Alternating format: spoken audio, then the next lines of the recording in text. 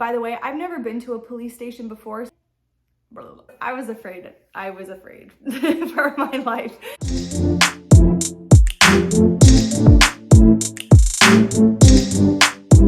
What is up, everybody? Welcome back to my channel. My name is Natalie Rose, and I am here to share with you some of the behind-the-scene footage of what actually happened when I did my Cleary She's a series.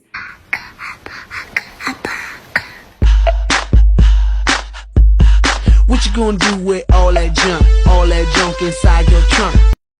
This is one of my favorite stories to share. I had no connections to any police officers whatsoever, so that was kind of the hiccup I was running into. I was brainstorming with my Aunt Tony. For those of you who don't know Aunt Tony, this is Tony.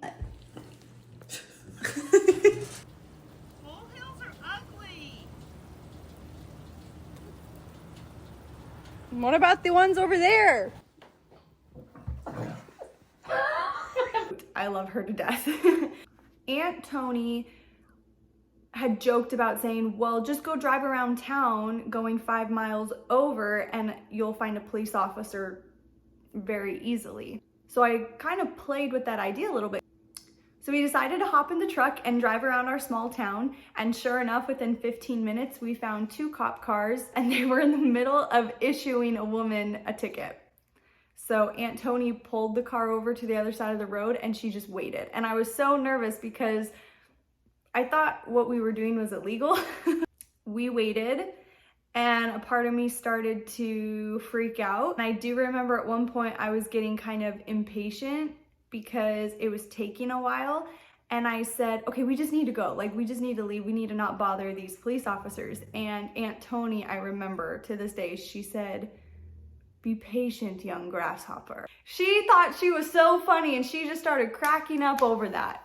I looked down for about 2 seconds at my phone, and then I look up and I notice that one of the cops is already in his car and he drove off. And I said, dang it, okay, I missed one. So Tony's yelling at me, telling me to get out of the truck. I run across the street and I slowly approach this police officer and I go, hi, officer. I was afraid for my life. Anyway, so he rolls down his window and I introduced myself, and I just tried to explain to him as best as I could that I'm doing these TikTok videos, and I've already done one with a firefighter, and was wondering if he or someone at his station would be interested in wanting to be in a video with me. And he just started laughing, and I think I lucked out a little bit because I think I just happened to get the right police officer at the right time. He was very willing to be in the video, but we had to get approval from his boss over at the police station. By the way, I've never been to a police station before, so I did not know what to expect when I went there. They asked me for my TikTok handle, and they said that it would be a couple minutes.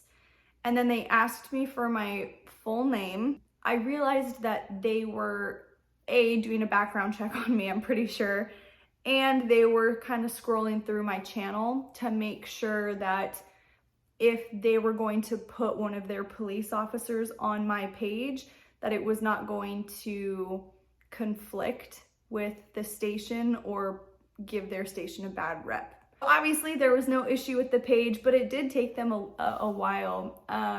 They came back out of the office and they said, yeah, you're good to go. Where do you want to film this? We went out into the front parking lot of the station.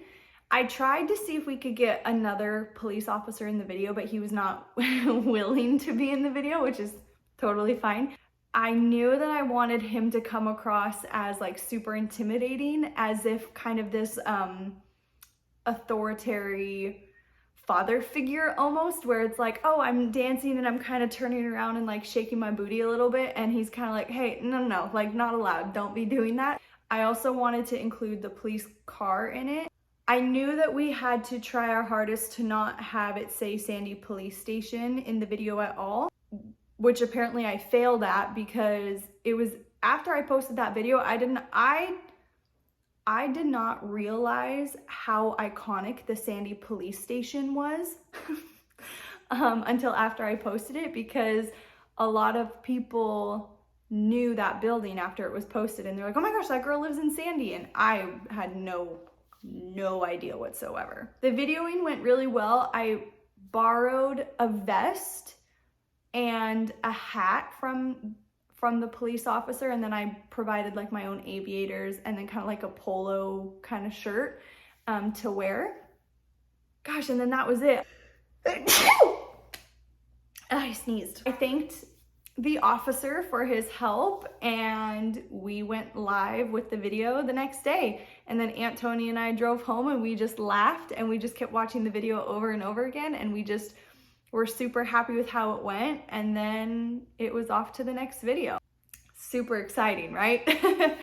After I got done filming with that police officer, I realized that I needed to start being okay with inserting myself into people's lives. I'm so glad my Aunt Tony pushed me to go out and ask him, even though I was kind of uncomfortable doing that. But look at where it got me, because I pushed myself. I pushed myself out of my comfort zone. I was stuck in this fear of someone rejecting me and someone telling me no. Thankfully, this time worked out for us and like shifted my mindset a little bit on how to approach these next collaborations. I could sit at home and say, oh, well, I don't know anybody that's a police officer, so I can't do that video. No, I drove around town and I found a police officer, put myself out on the line a little bit to see what would happen, and I'm so glad I did. So yeah, that's the story of how I ended up filming with a police officer.